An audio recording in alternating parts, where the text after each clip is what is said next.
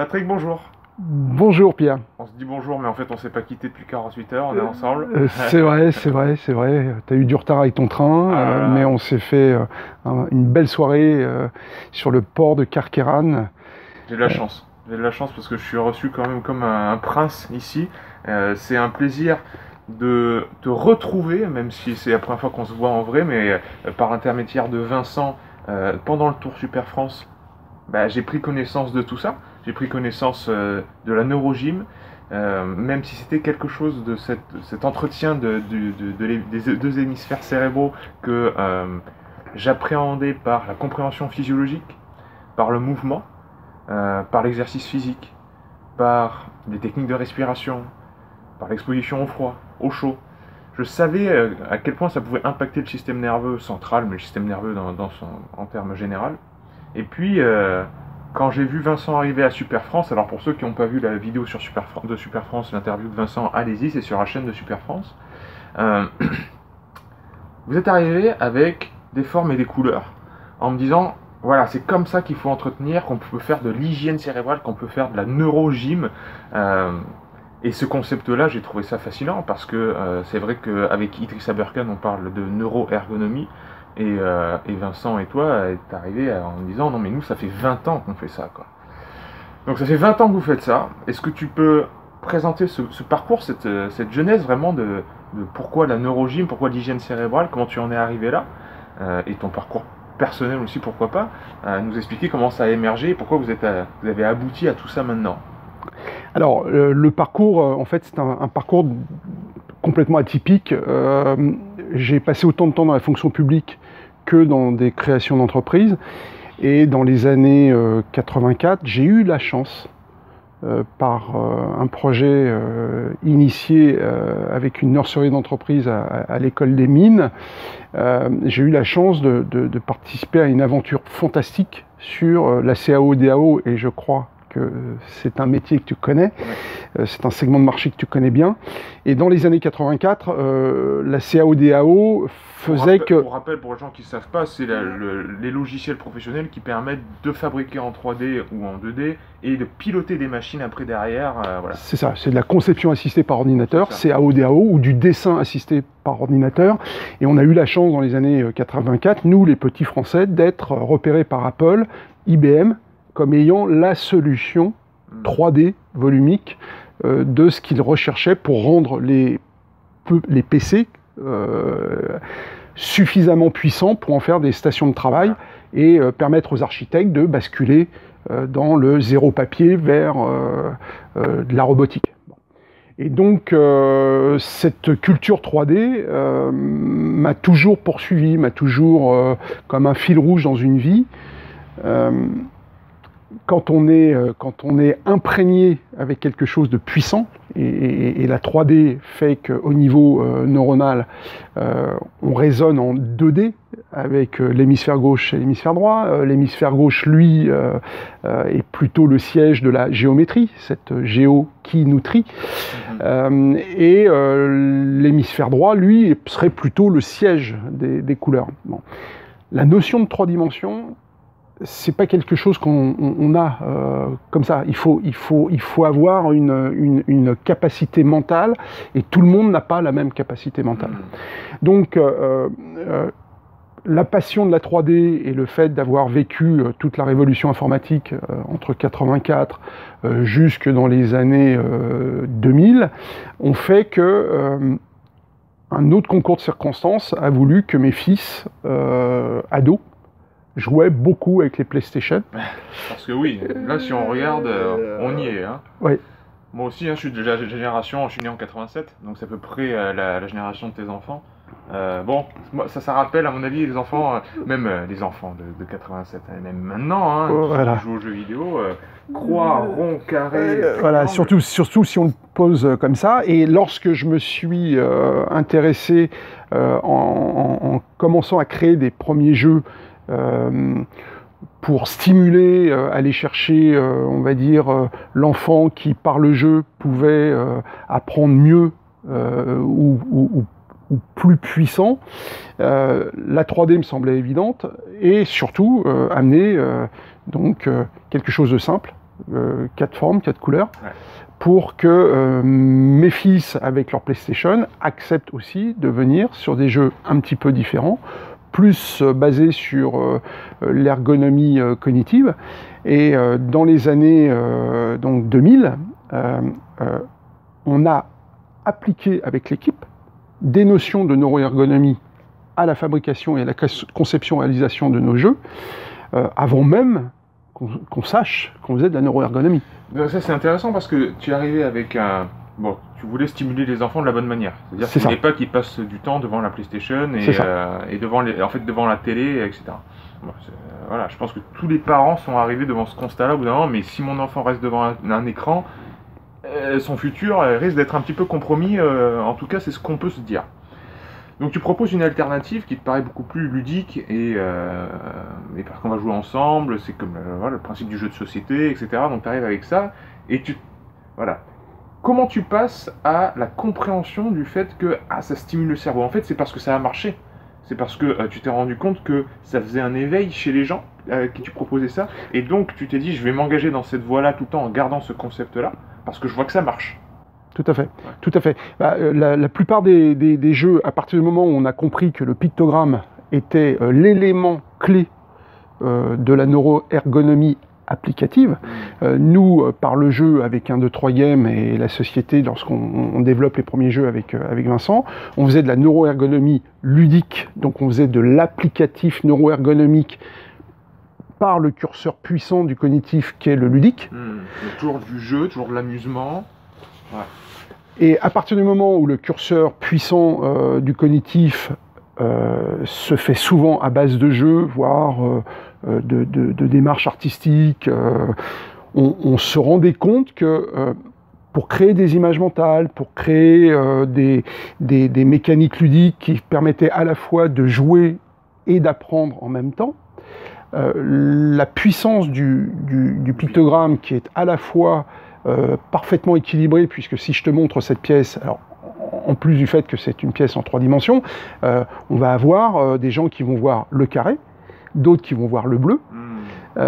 Ça, c'est bien réparti dans la population, comme il y a des gens dont la dominance cérébrale est plutôt gauche ou droite, ou les prévalences hémisphériques, là il faut remonter sur les travaux du professeur Broca, mais toutes les conditions aujourd'hui du cognitif ergonomique appliqué au super learning, apprendre en jouant, on a la méthode qui s'est vérifiée avec les enfants au fil du temps.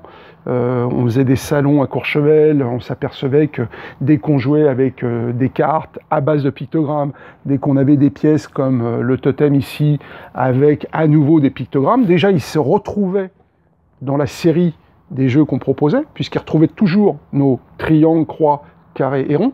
On n'a pas réinventé l'eau chaude, puisque Sony avait fait le travail.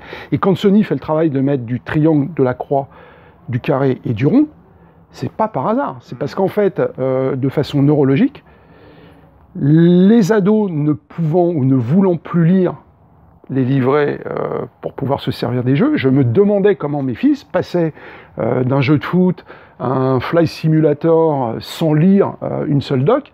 Et quand je leur disais, mais sur quel bouton il faut que j'appuie sur la manette, ils me disaient, mais c'est évident, il faut que tu appuies sur le rond. Ah, je dis, c'est évident pour vous, mais pas forcément pour moi.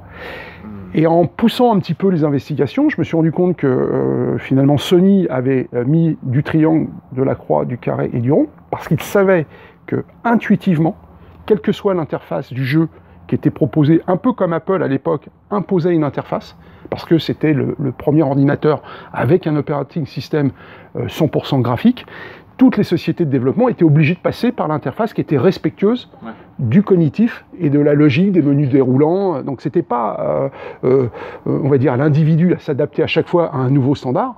Il y a effectivement des standards neuro-ergonomiques qui s'imposent de fait au super learning, à l'apprentissage, et notamment quand on apprend en jouant. Donc on n'a pas réinventé l'eau chaude. Les Les pictogrammes, si on les repère, ils sont sur la PlayStation, mais ils étaient déjà sur les jeux de Fisher-Price. Ouais. Le premier jeu pour les enfants, quand on stimule le nourrisson au moment où les dernières connexions se font, c'est mettre une boule dans le cercle à plat, mettre le cube dans le carré à plat, etc. Bon. Donc, fort de ce constat, on s'est rendu compte aussi que les pictogrammes sont partout.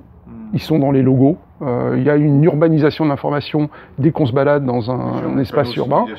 Les panneaux de signalisation, qu'on ne me dise pas que c'est pas de la neuroergonomie appliquée, parce que les panneaux, si je devais repasser mon permis aujourd'hui, c'est toujours que le stop qui est comme ça. Et dès que tu es sur du triangle, t'as le pied, parce que triangle est associé à danger. T'as tendance déjà, de façon stimulante, à te préparer à l'information que tu vas voir, mais la géométrie de loin t'indique une interaction entre ce que tu vois et ce que ton corps va commencer à engager. Alors après, il faut rentrer évidemment dans d'où viennent les informations, comment on gère les informations, comment on passe d'une information à une sensation, comment on passe d'une sensation à une émotion, etc. Bon, nous, par le jeu, ça permet non seulement d'expliquer aux juniors et aux seniors de jouer avec des formes et des couleurs, mais à chaque fois, on leur donne un petit peu plus en disant cette forme-là, c'est pas seulement un triangle mauve, c'est aussi une lettre, c'est aussi un chiffre, et le grand plus de ce qu'on a développé avec Vincent depuis ce qu'il t'avait expliqué à Super France, c'est que derrière l'hygiène cérébrale et la neuroergonomie appliquée au ludique pour aller vers une meilleure hygiène cérébrale, on est capable de permettre à des synesthètes. Définis ça, parce que pas tout le monde ne connaît la définition de ce mot-là. Alors la synesthésie, c'est une compétence bimodale, c'est-à-dire qu'au dernier symposium, ils ont repéré 152 formes de synesthésie, mais les synesthésies les plus connues, c'est l'enfant associe, ou l'adulte, associe une couleur à une lettre. Donc quand il va écrire papa, maman ou bonne fête maman, le synesthète, lui, va écrire les 3 N, les 2 N de bonne et le N de maman, avec la même couleur, alors qu'un non-synesthète, lui, il va juste faire de la décoration, et il va faire joli. Et ce qui était important pour nous, c'est que quand on a compris qu'avec le ludique, on repérait, nous, sur les festivals de jeux, les enfants synesthètes, les parents revenaient vers nous en nous disant, mais comment se fait-il que l'école n'a pas repéré la synesthésie de notre fils ? Et la synesthésie, c'est 4% de la population mondiale, c'est des gens avec un très haut potentiel, comme on dit, des enfants précoces. Le fait que leur synesthésie ne soit pas prise en compte, c'est un pur gâchis. Donc nous, avec le jeu, non seulement on les repère, mais surtout, des personnes non synesthètes vont pouvoir communiquer avec des synesthètes. Donc on a fait quelques exercices avant de démarrer la vidéo. Tu as pu te rendre compte que 4 formes, 4 couleurs, quand on joue sur je te donne l'info par la forme, je te donne l'info par la couleur, et je t'embrouille en déplaçant les informations, tu t'es vite retrouvé face à tes limites. Très difficile, bien sûr. Surtout dans un état d'esprit, c'est sûr que l'état d'esprit peut changer, je pense, notre perception. C'est-à-dire, si tu m'aurais dit 30 secondes avant, c'est un test, concentre-toi, regarde bien, etc., retiens ce que tu vois, machin, je me serais mis dans un tout autre. Là, j'avais les cartes sous les yeux, donc... mais pourtant, les informations sont enregistrées par le cerveau, c'est ça qui est fou. Donc, c'est là. Mais est-ce que j'y ai accès ou pas? C'est toujours cette même histoire, on est des potentialités. C'est ça. Comment je déverrouille tout ça? Et c'est vrai que, pour revenir sur ce parcours que vous avez eu avec Vincent, Idriss racontait pendant le Tour Super France régulièrement que une femme avait appris à ses enfants la table périodique des éléments de Mendeleïev en leur faisant jouer sur cette table des éléments à la bataille navale. Donc ils retenaient comme ça. Donc ça c'est le ludique, c'est très bien, et ils ont parfaitement retenu. Vous rajoutez la neuroergonomie sur ça. C'est-à-dire vous rajoutez les formes et les couleurs pour réaligner les hémisphères. Oui, parce que si on prend, on va dire, aujourd'hui le top des informations accessibles sur le net en allant écouter les conférences des neuroscientifiques, bon, si je prends que comme référence Bruce Lipton, qui parle, lui, de rééquilibrage hémisphérique HD, H droit, donc hémisphère gauche, hémisphère droit, pour aller vers l'ouverture des clapets du super learning, on a bien compris que plus tu alignes tes potentialités gauche et droite au niveau hémisphérique, quand Idriss écrit son best-seller « Libérez votre cerveau », ce que j'avais décodé moi sur le titre de son livre, c'était en fait « Libérez vos deux hémisphères ». Bon. Et de la neuroergonomie appliquée au cerveau, c'est en fait utilisez mieux votre cerveau gauche, utilisez mieux votre cerveau droit, et si possible, alignez vos deux cerveaux. Parce qu'une fois qu'ils sont alignés, la neurogénèse qui nous propose tous les jours une nouvelle donne de neurones, encore faut-il les stimuler, les neurones. Donc, quand on s'intéresse à des sujets comme la souffrance au travail, nous, par le team building, avec le jeu, on a été amené à travailler aussi avec des entreprises pour faire jouer des cadres stressés. C'est vrai qu'aujourd'hui, une des clés, on va dire, du monde de demain, du nouveau paradigme, ça va être d'être épanoui. Et l'épanouissement passe par une hygiène cérébrale, ça c'est sûr et certain, va passer par un meilleur compromis entre comment j'utilise les informations de mon cerveau gauche et de mon cerveau droit, comment je réaligne tout ça, c'est-à-dire que parler de neuroergonomie c'est bien, mais encore faut-il trouver les applicatifs, et les applicatifs du réalignement hémisphère gauche, hémisphère droit, bah c'est forme et couleur, ou en 2D ou en 3D, bon, et en plus on peut cacher les informations, on peut aller chercher des informations avec des notions de case vide, case pleine, ce que le cerveau est quasi incapable de faire. Hein, il va chercher l'information, mais une information où il n'y a pas d'information, en général, il ne va pas être très motivé. Est-ce que tu peux passer le livre que tu as là? Non, le petit livre. Parce que sur ce petit livre qui est magnifique, peut-être on en reparlera après, il y a une symbolique des formes et des couleurs qu'on a, et peut-être que vous ne le voyez pas à la caméra, donc je vais le dire, mais on a triangle, ça commence en fait, j'ai fait une vidéo il y a peu de temps sur, j'ai engagé une série de vidéos sur le cerveau, et c'est pour ça que je suis d'autant plus content qu'on fasse ça, donc il n'y a pas de hasard, hein, comme on dit souvent. Non. Et la dernière vidéo, c'était la circulation de l'information. Et bon, moi je parle beaucoup d'un monsieur qui s'appelle Carl Friston, qui travaille beaucoup sur les principes d'énergie libre, et qui nous dit qu'on est le cerveau est d'abord une machine à prévoir les choses, et après viennent les sensations, etc. Mais tout ça pour dire que vous avez la même continuité. On voit que triangle, c'est l'information qui donne naissance à la sensation, qui est la croix, qui donne naissance à l'émotion, qui est le carré, qui donne naissance à l'expansion, qui est le rond, qui donne naissance à la transmutation, qui est la cible. Donc on a information, sensation, émotion, expansion, transmutation. Et ce que tu disais juste avant, c'était on est rentré dans le monde de l'entreprise pour les gens stressés. Tu as utilisé le mot épanoui aussi. Et c'est vrai que ces termes-là qu'on qualifie de bons comme mauvais et qui sont un peu au cœur maintenant de notre société moderne, c'est-à-dire c'est les grands travers ou c'est ce qu'on recherche, c'est cette qualité émotionnelle en fait, cette qualité de vie, être tout simplement bien avec soi-même et bien dans son environnement. Tout le monde rentre par la case, l'étape émotion, c'est-à-dire tout le monde rentre au milieu quoi, et personne ne s'intéresse à ce qu'il y a en amont.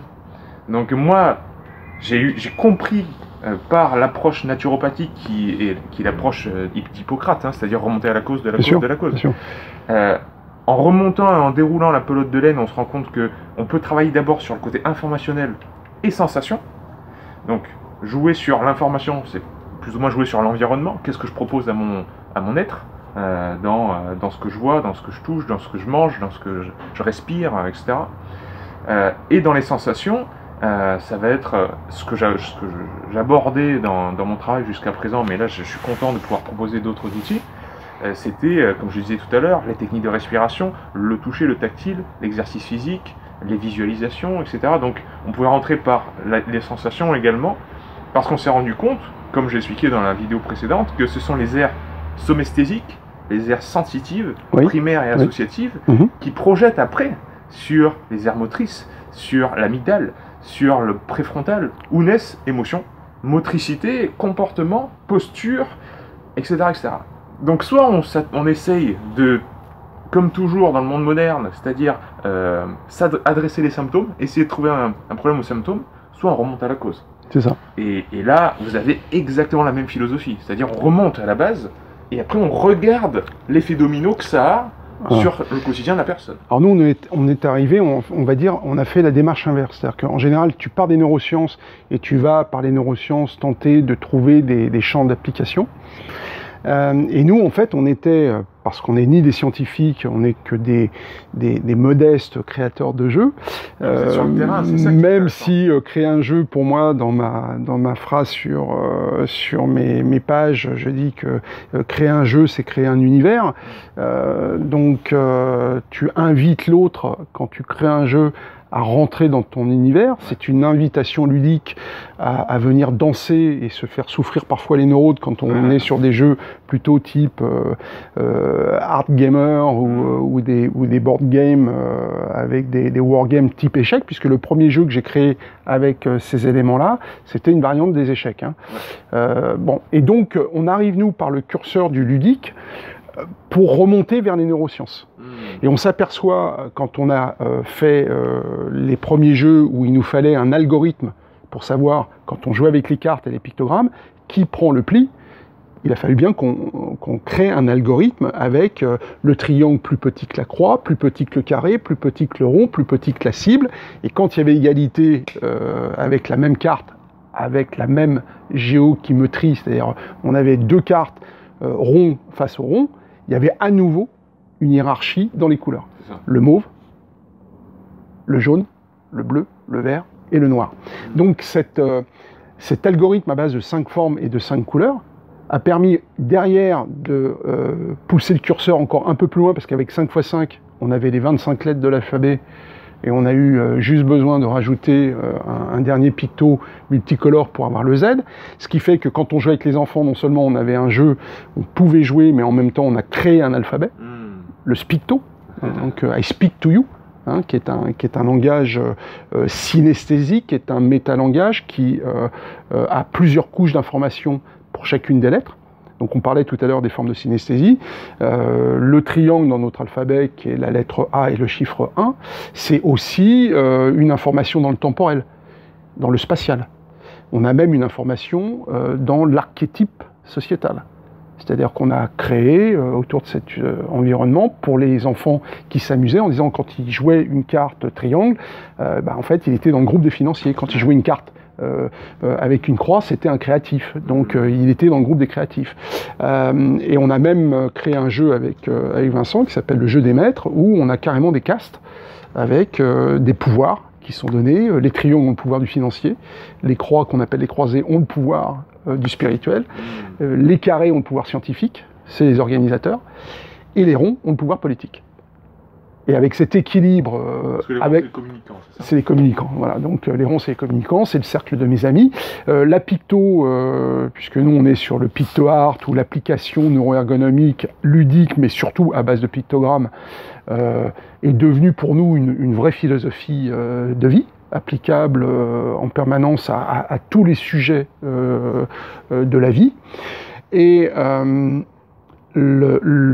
pour revenir aux neurosciences, la puissance du réalignement entre voir la vie par la géométrie et voir la vie par les couleurs donne un art de vivre, véritablement.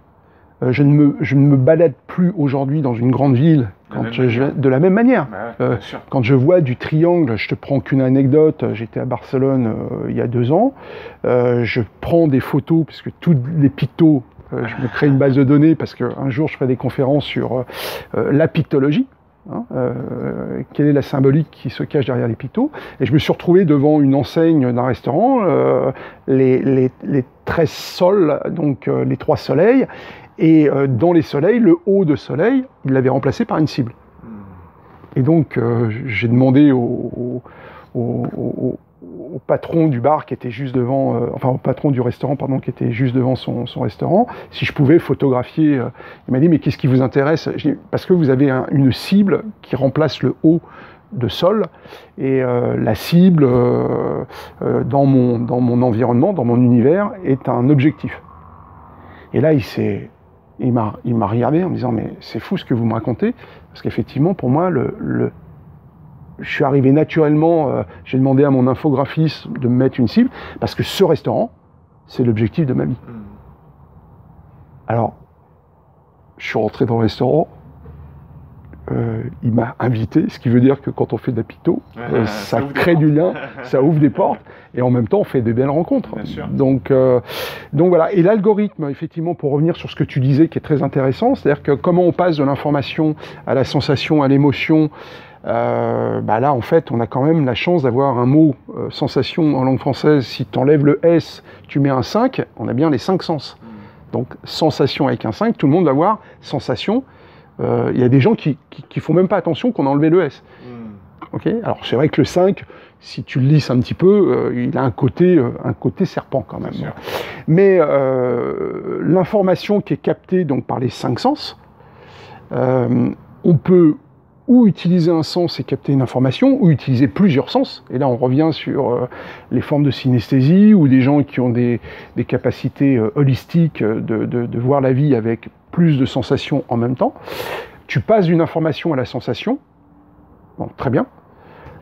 Mais une fois que tu as obtenu la sensation de l'information, encore faut-il que ça serve à quelque chose. Et à quoi ça sert? Ça sert à créer de l'émotion. Bon. Donc si on se résume, on a bien la sensation, l'information, pardon, la sensation et l'émotion. Quatrième étage qui passe toujours par le rond, là où on va avoir le vase d'expansion. Qu'est-ce que je fais de mes émotions? Passage à l'acte, décision, etc. Est-ce que je les partage? Est-ce que je les exprime? Les enfouis sous le tapis. Est-ce que j'ai le droit d'exprimer mes émotions? Donc, on se rend bien compte que le monde de demain va être un monde plutôt pour des gens qui vont être des gens talentueux, parce que si on n'a pas la capacité de stimuler les talents des gens, on va avoir un monde de compétents qui est basé sur les compétences. Ouais. Mais ça suffira pas. C'est vrai qu'on voit, c'est ce que je déplore, et on parlait beaucoup de stoïcisme, parce qu'on a beaucoup parlé hier pour apprendre à se connaître justement, et je t'ai expliqué un petit peu la philosophie qui anime cette chaîne et qui m'anime. Et les stoïciens sont toujours en train de dire, vous avez les émotions, vous avez la raison. Qui gouverne l'autre? Les deux sont très importantes, hein. Mais ne vous laissez jamais gouverner par les émotions. Il doit être au service de la raison. Et on voit bien qu'il y a une inversation, un inversement, je ne sais pas dans quelle langue il faut dire ça, mais c'est complètement inversé de nos jours, où on a les émotions qui dictent notre monde, c'est-à-dire Instagram, Facebook, dans les mêmes conduits circulent énormément d'informations, des opinions, des avis, des recherches scientifiques, la vérité, des mensonges. Et comment faire le tri là-dedans?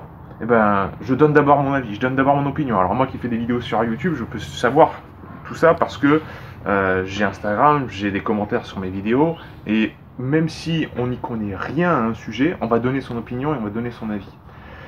Donc il y a très peu de place pour la raison.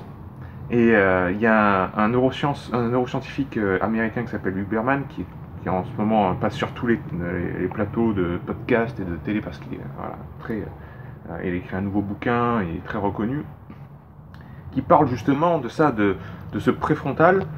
Il y a la raison. On sait, par exemple, je sais très bien que ce gâteau, il n'est pas bon pour moi, ni pour ma ligne, ni pour ma santé, ni pour mon cerveau, ni pour mon diabète, et ceci, cela. Je le sais, hein. Mais c'est mon émotion qui va prendre le pas, et je vais quand même le manger. Qu'est-ce qui se passe dans le cerveau pour en arriver là? Pour faire un truc qui est au détriment de ma raison.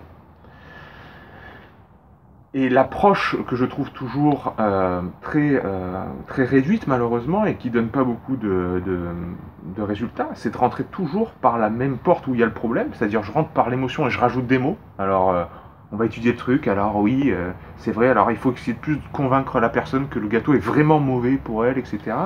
Au lieu de essayer de remonter avant et de se rendre compte comment naissent en fait ces émotions-là. Pourquoi elles sont si puissantes?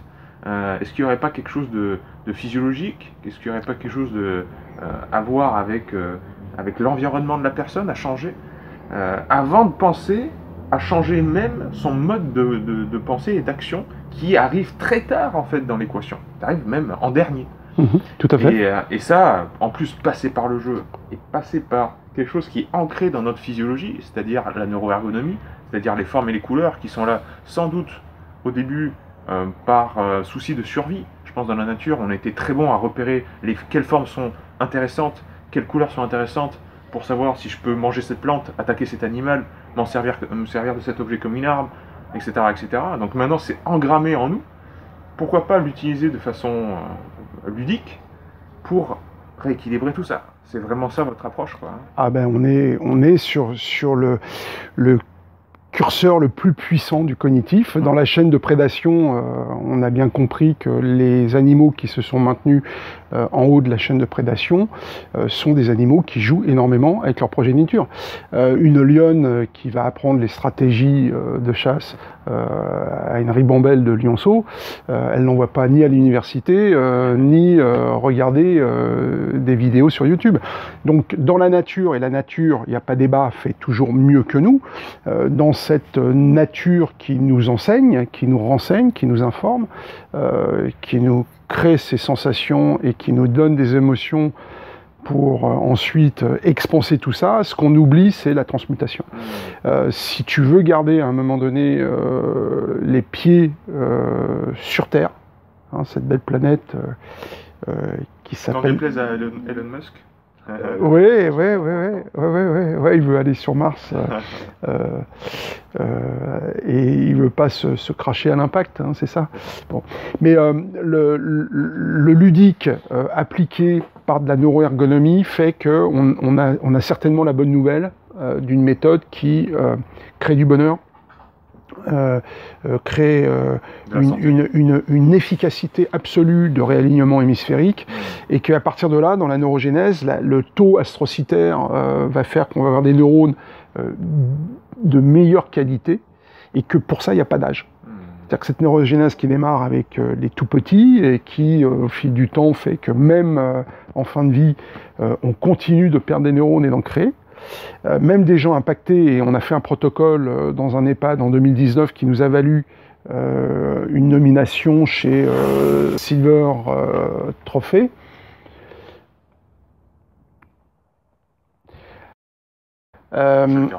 Voilà, on a pu prouver que par une pertinence, en respectant le capital cognitif et en le stimulant à base de jeu, on retrouve une plasticité cérébrale. Ça a été validé donc, dans le protocole qu'on a mis en place chez Corian donc, pendant 10 semaines. On a fait jouer un groupe très impacté.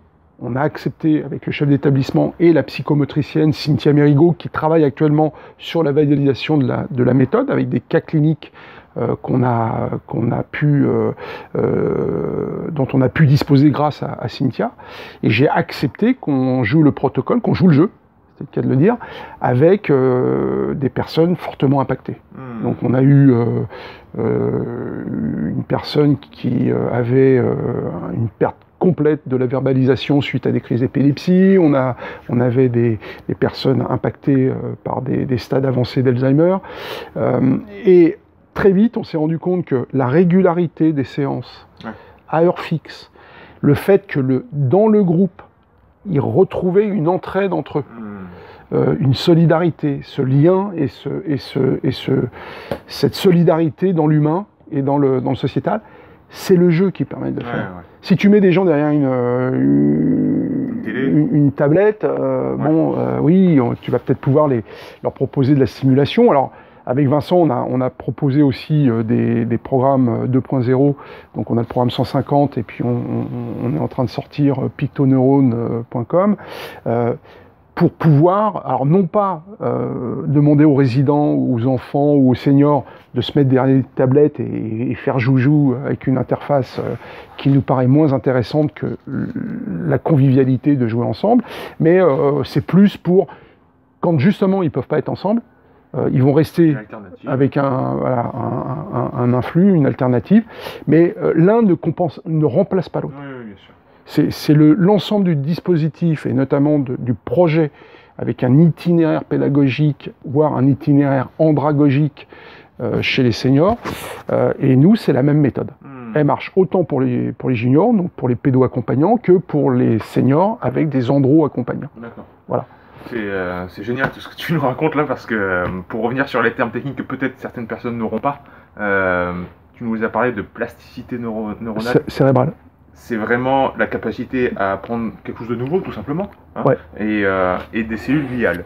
Donc les gliocytes, c'est vraiment, ça s'appelle glial parce que c'est un peu comme de la glu, hein, c'est ce qui fait le lien. C'est ça. Et on se rend compte que, bon, sur cette chaîne, je ne parle que de ça, c'est des propriétés émergentes du vivant, en fait. Hein. C'est que 1 plus 1 dans la nature n'est jamais égal à 2. C'est 1 plus 1 égale 1 milliard. Parce que si on prend toujours cet exemple qui est bateau, mais qui est vraiment le plus représentatif, c'est chez H2O, l'eau, tu prends 2 gaz, hydrogène, oxygène, ça nous donne un truc liquide. Ouais. Il y a une propriété en plus qui émerge de l'assemblage de 2 choses.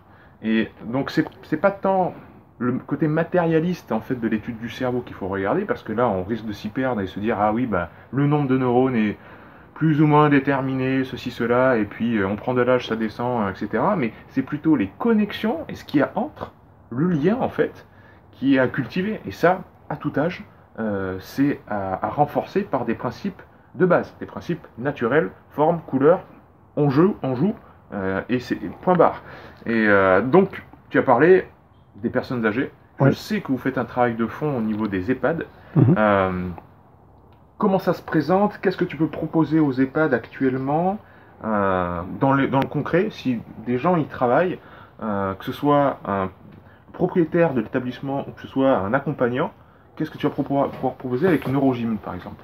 Alors on leur propose une formation. Alors au début on était sur des transferts de compétences sur 3 jours. On s'est rendu compte que dans les EHPAD, pour des soucis de disponibilité des personnels, où on est quand même plus sur des logiques de moins de personnel malheureusement, on a revu notre copie et on propose aujourd'hui une formation sur une journée.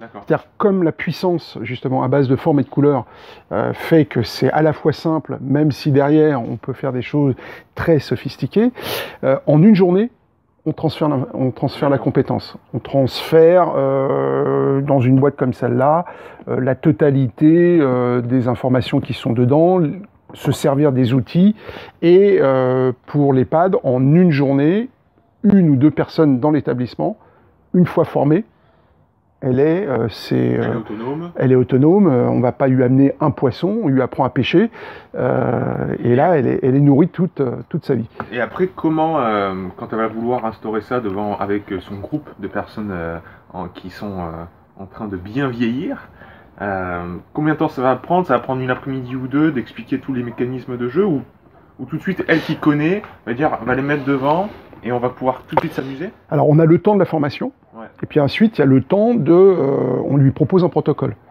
Donc on lui explique, une fois qu'elle est formée, qu'il faut qu'elle respecte le protocole qu'on a mis en place avec Cynthia Mérigot chez Corian en 2019, c'est-à-dire une première série de 10 séances sur 3 mois, toujours à heure fixe, 40 minutes environ, pour que le groupe des résidents s'habitue à la fois dans le spatio-temporel au rythme, s'habitue à la familiarisation des outils, et les effets, on va dire, justement de la neuroergonomie appliquée par le ludique auprès du groupe, va faire que nous, ce qu'on veut, c'est qu'ils aient ce rendez-vous.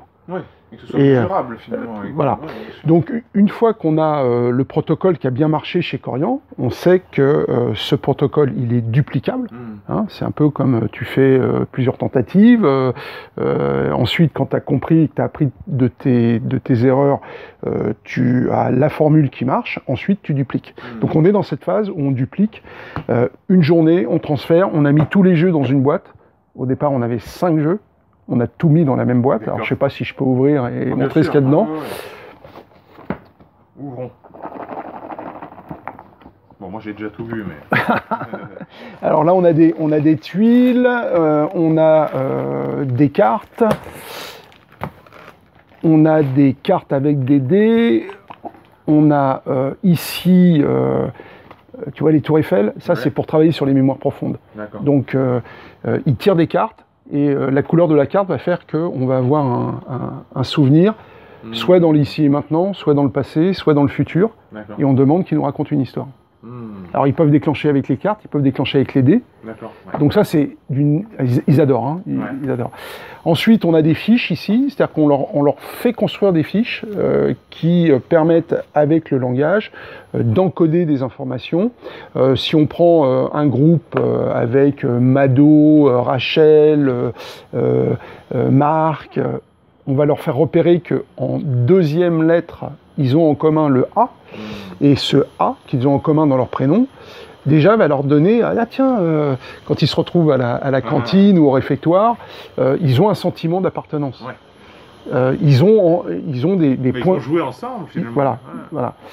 Et ensuite, dans la boîte, on a tout le plateau ici, qui permet, alors là, avec les chapeaux et les plots, donc un dispositif comme celui-là, c'est des centaines de règles possibles, de stimulation possibles. Donc on peut jouer sur des logiques, il faut replacer la pièce sur sa couleur, la placer sur une forme, la placer sur une autre couleur mais dans une forme différente.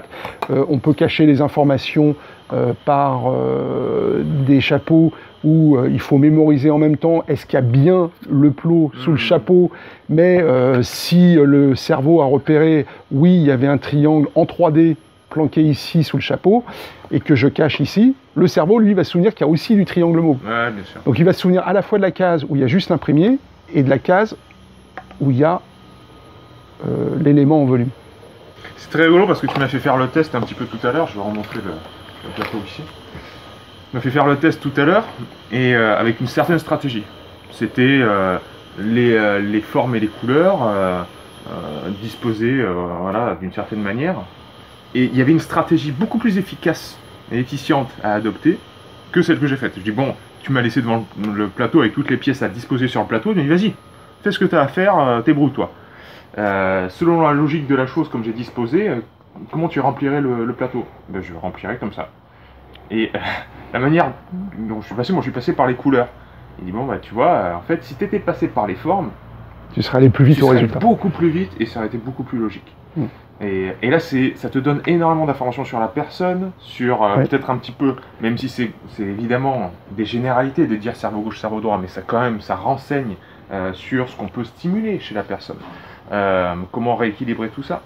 Et à partir de là, progresser et s'amuser sur cet état de fait, et comment je m'améliore, comment je prends du plaisir aussi à inventer des nouveaux jeux et des nouvelles consignes, peut-être des nouvelles règles. Tout à fait. Et en plus, dans la méthode, on a créé, on va dire, le premier test de prévalence hémisphérique, où on va repérer vite fait, grâce à des logiques, si je te mets au dos du totem ici, on voit la caméra. Tous les jaunes. Là, on a tous les jaunes, donc on va oublier la couleur jaune, on va se concentrer que sur les formes. Inversement, on peut jouer sur des logiques de couleurs, donc on va mettre toute une série de mêmes formes, mais dans des couleurs différentes. Donc là, on va être sur les codes à base de couleurs.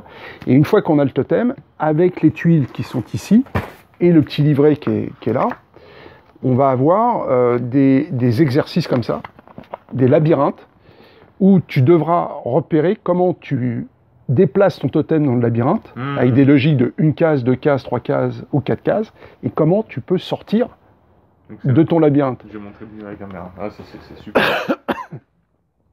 Ouais, des façons variées de Donc à partir de là, quand on voit que la personne est plus à l'aise avec des tests sur les formes, bah, on a plutôt quelqu'un qui risque d'être à dominance cérébrale gauche.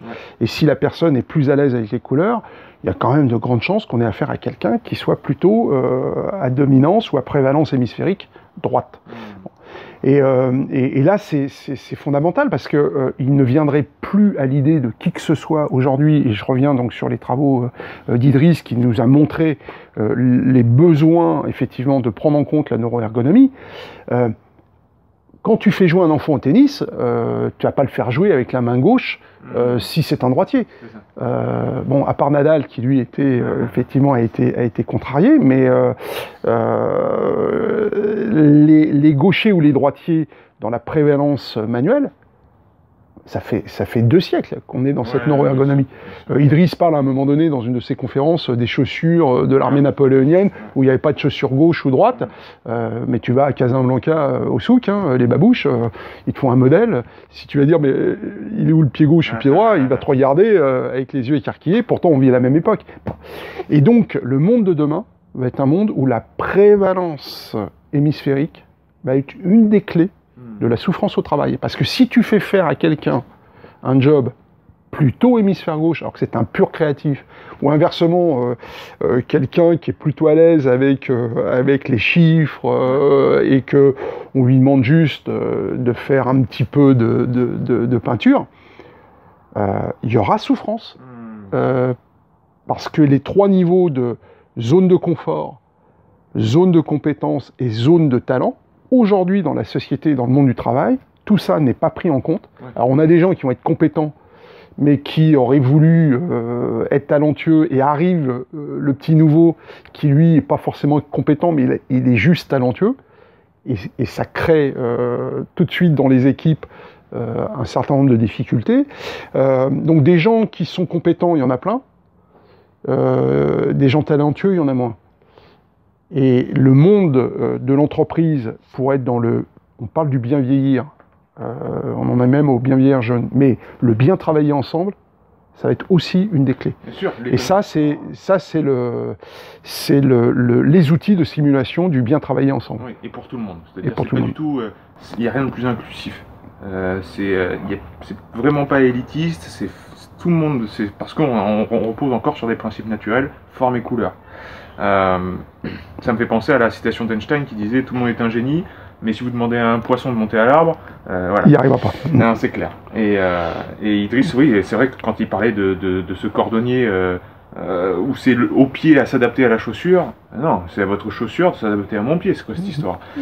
Et c'est encore, même il y a le lit de Procuste, cette vieille légende qui disait que Procuste était quelqu'un un noble ou un prince, je sais plus, extrêmement agréable, qui vous invitait chez lui à dîner, et c'était somptueux, etc., et qui vous faisait dormir chez lui, soit qui vous faisait dormir dans un lit qui était toujours trop petit, et qui vous coupait les pieds pour que ça s'ajuste à la taille du... C'est ça.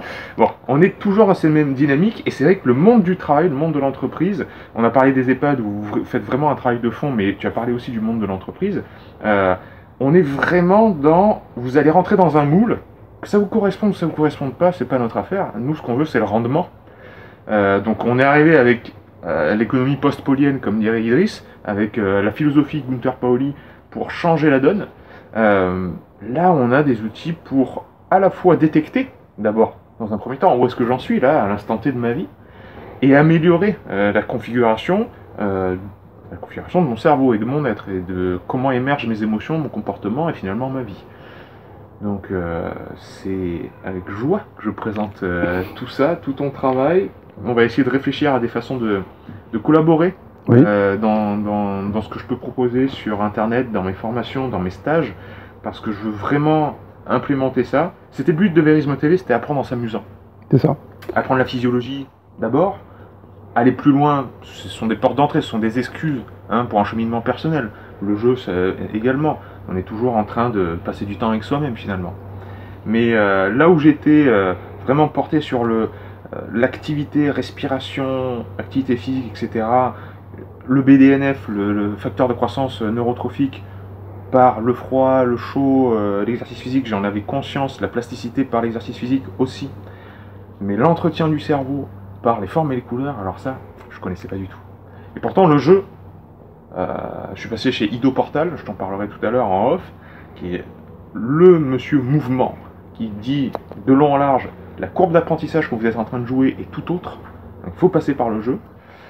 J'en avais conscience. Mais là, ça passe un cap. Et je suis très convaincu. Alors le cap, il est aussi justement lié à ce qui est pressenti dans libérer votre cerveau et libérer en fait les deux hémisphères. Le monde de demain, il sera neuroergonomique ou il ne sera pas. Parce que si tu ne prends pas du plaisir, si tu ne rentres pas dans tes zones de talent que tu dois aller chercher, et que tu n'es que dans la contrainte de faire un job à base de compétences, je te prends un exemple. Quand tu remplis ton CV, donc tu fais ton CV, on te demande en bas de ton CV tes centres d'intérêt. C'est 2%. Alors, 2%. Souvent pendant l'entretien, ça peut un poste ou une prise de poste ou un choix de poste peut se faire sur justement les centres d'intérêt. Mais la chose absolument incroyable, c'est qu'une fois que tu es rentré en poste, après tes centres d'intérêt, tout le monde s'en fout. Ouais. Bon. Or, si tu as quelqu'un qui va être un bon expert comptable dans ta boîte, mais qu'en plus le gars il a le talent et la passion du jazz, et que tu dois faire une soirée en fin d'année et que tu viennes pas en se disant mais en fait plutôt que de payer des prestataires, on a toutes les compétences et les talents en interne. Ou sinon c'est un peintre et il pourrait très bien participer à la conception du nouveau logo de la boîte. Enfin, c'est ça, bien sûr. c'est ça. Donc le monde de demain va être sur une relocalisation. Ça, c'est le Covid qui est en train de nous l'apprendre. On sent bien que le néolibéralisme qui part à envoyer du bois pour récupérer des planches, on a envoyé nos arbres découpés dans les Landes en Chine pour que ça revienne sous forme de planches. On est dans le lubuesque absolu. Mais au niveau neuronal, c'est la même chose. C'est-à-dire que si tu prends comment un cerveau peut être aujourd'hui par une méthodologie, par une meilleure capacité cognitive, notamment ergonomique, à augmenter tes potentialités que tu vas utiliser pour toi et partager avec l'autre, on va voir l'émergence d'un monde de talent. Et d'épanouissement. Talent, épanouissement, plaisir, bonheur, satisfaction, rayonnement, enfin bon, on peut faire la liste. Bon, donc le monde de demain doit rayonner, il doit être intuitif, il doit intuiter le jaillissement là, des talents, et par le jeu, Platon disait on connaît mieux son interlocuteur en jouant 5 minutes avec lui qu'en philosophant toute une vie. C'est vrai que la méthode, le segment de marché sur lequel on s'est positionné avec de la neuroergonomie ludique appliquée avec des formes et des couleurs et toutes les couches informationnelles qu'on peut mettre derrière la méthode, je pense que on peut partager ça avec beaucoup de personnes. Bon alors, si on veut partager ça avec beaucoup de personnes, où est-ce qu'on se rend sur Internet?